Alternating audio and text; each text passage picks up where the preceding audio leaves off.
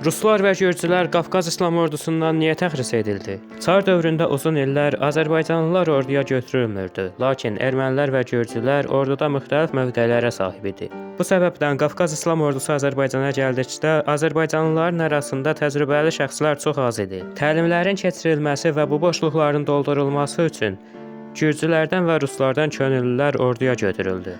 Ordu Qaraməryəm yaxınlığında erməni daşnaq Hamazaspın dəstələri tərəfindən tələyə düşürüldü.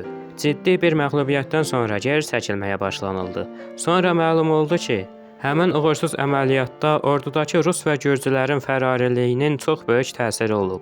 Nazim bəy Nuru Paşaya göndərdiyi raportunda yazır: "Bu torpaqlar üçün yalnız Azərbaycanlı türk qanını sevgili milləti və məmləkəti üçün axıda bilər. Yoxsa Gürcülər və Ruslar vəziyyətin ciddiyyətini və təhlükəsini gördükdə dərhal aradan çıxmaq yolunu tuturlar."